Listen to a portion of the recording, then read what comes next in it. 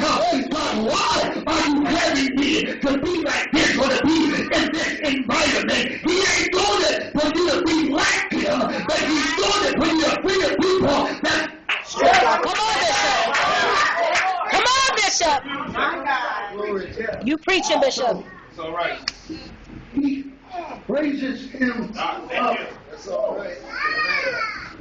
And he raised them up to 400 years. They are in captivity. Oh God, how long have you been in the same bondage? Watch it here. It's one thing to be in prison. It's another thing to be a slave. Because when you are in prison, you are left in a blockage or you are left in a cell. But when you are a slave, that means you are working in the thing that binding you. God help me in this room. Amen. When you are enslaved, then that means the thing that binds you is making you work for it. Yes. Come on. Yes. Let me tell you, this is why when people deal with addictions, why it is so hard for them to get free. Amen. Because they are working for what got them. Well, they said nothing. That's why they go out there on the corner. Don't judge them, because you don't know what they're enslaved. That's why they still don't judge them, because you don't know what got them in captivity. You don't hear what I'm saying. We walk past people and judge what they do, but you don't know what's holding me. You don't know what's making me work for. Bishop, it's good teaching. You preaching She's stuff. on the corner, selling her body for money. She's on the corner, selling her body to get the money to give back to the thing that got her back. Come on. You know what? Come on, Bishop. So, Bishop, you I preaching. don't want to preach to another. Too late. You preaching, Bishop. Preaching already. Moses said, Pharaoh, let my people go. How many plagues they go through? 10 plagues. Y'all hold on to that in your thoughts. All right. I'll bring that around to you. 10 plagues. Watch this. Jesus, God says, he says, I know Pharaoh is not going to let you go. That's right. No, okay, let me tell you that again. He's telling you you're about to be free. But he said, I already know he ain't going to free you. Right. God. So what do you do when the word says you are about to be free? But when the same God of that word says the person that's binding you, I know they won't let you go. Yeah, right. Oh my. God. Come on, Oh, Bishop. Amen. The truth of the matter is that sometimes what God does is he will make the thing binding you harder. Yes. He has to make it harder. The reason why he's going to make it harder is because the only way you're going to know it was him is he has to make it so you knew nobody else could do it. Have you ever prayed and asked God to deliver you? And then when you asked him to deliver you, something else came. And then when you asked him to set you free, the thing got even harder for you. Come on here. And then you ask God to do all types of stuff. And then when you get up from your prayer, and then everything in your life, it gets more and more difficult. It gets more and more. Now they're going to talk to me. It gets more. Come on here. You say, God, I'm praying for my marriage. And then your husband gets worse. You say, God, I'm praying on my job. And then they fire you. But it said nothing. Like, help me keep my hope. As soon as you get up, tomorrow you got to fix your mother's on your door. Look at your neighbor and tell me that you got to hold on in hard times. You got to hold around hard and then you got to learn how to hold on. Preach, Bishop. Preach, Bishop. Right, so Jesus. they are now being free. Now, I want you to understand, amen, that when they are being freed, amen, they are now journeying. They have to journey Yes. from where they was. Amen. At least to a place where God can now process them from their promise. Let me help you right here. You do not jump from your deliverance to your promise. Let me tell you that again. Because some of y'all think that we get free tomorrow and then jump into promise the same day. Come on here. And then you don't come and then when UPS Express, you're not going to get delivered today and your promise package at your doorstep by the morning. And then you must journey from where you used to be and reach to the part or the point where God can now work on you. God can't work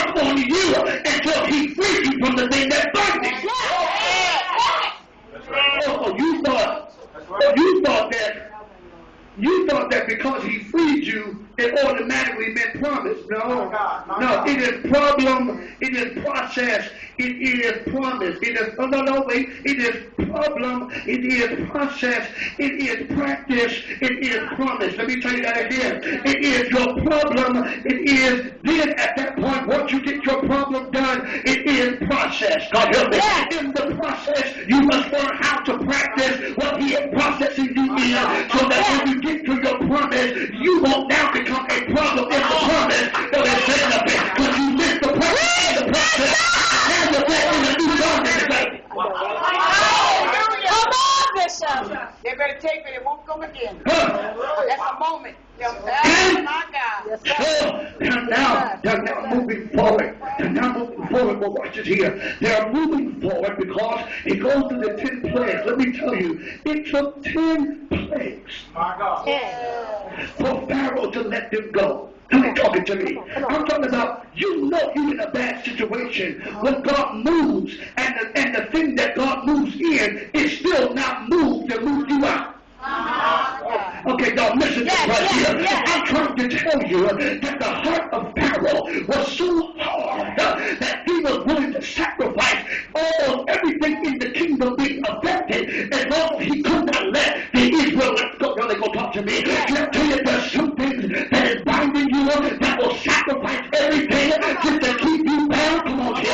You got people in your life who want to see you bound so bad that they will not get delivered themselves. So make sure you're going to get delivered. There are people that who will not have a prayer life, but pray on each effort. She will pray to make sure you don't get free. And I will risk my own life to make sure you don't have a free one. Come on, Bishop.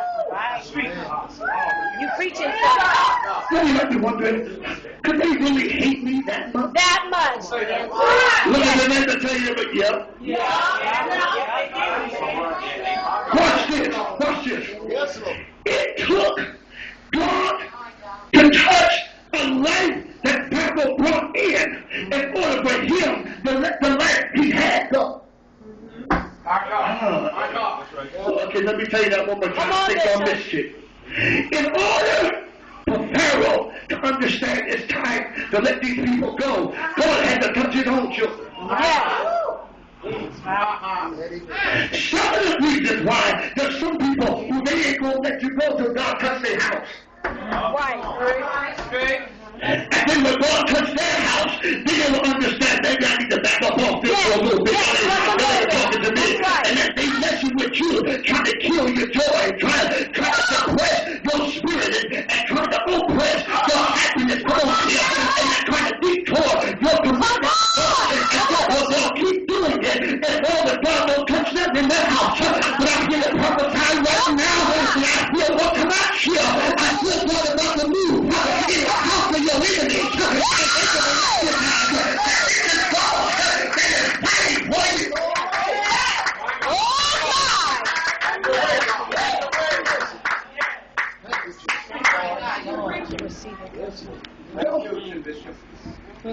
They are now journeying on, and they are moving from Egypt, amen, to process into the wilderness. Amen. Now, let me help you understand that the wilderness, watch this here, it is an entire different environment. Amen. Can I tell you that you will never get truly delivered until you let God process you in an entirely different environment. Amen. You can't ask God to deliver you from a crack house while you're sitting in one. You can't ask God to deliver you from fornication while you're sitting on the bed. If you want God to process you into your promise, He got to break deliver you from the environment and so what happens is the wilderness is a place that will determine whether or not you're going to trust God or not. That's just simply the bottom line. Do you trust me or not? And can I tell you there's some people God. And then the reason why they backslide, they don't backslide because it's hard in church. They backslide because when they recognize that it is going to take something from them in order to get something from God, they got to go back to what's telling them what to do, how to do. And here we are now.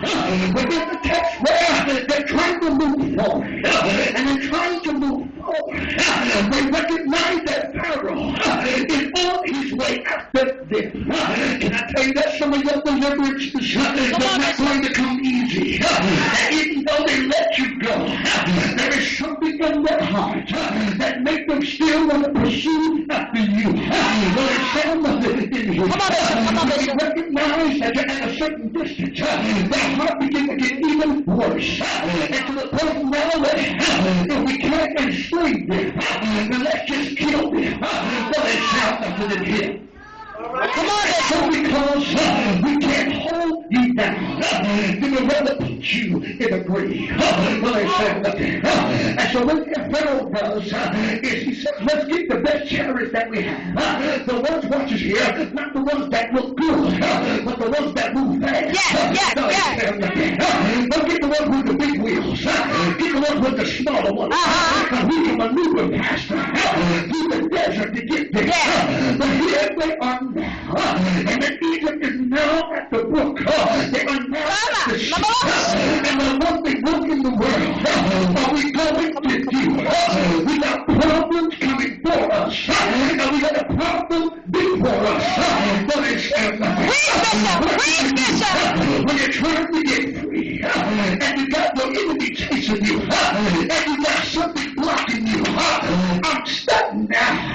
Because how do I have a vision that is full of promise? When all I have is problems on one side, and on the other. And tell your neighbor, if God said, He has still only believed it. Because if you love them, if God brought me to this point, it is on Him now. That is them now. He told me to walk away, and that's what I did. God, you told me to remove myself, and that's exactly what I did. I got this big water my way. Now, either you're going to save me, or you're going to let me die. But it's going good. Let your neighbor, and tell your neighbor, this one here is on God.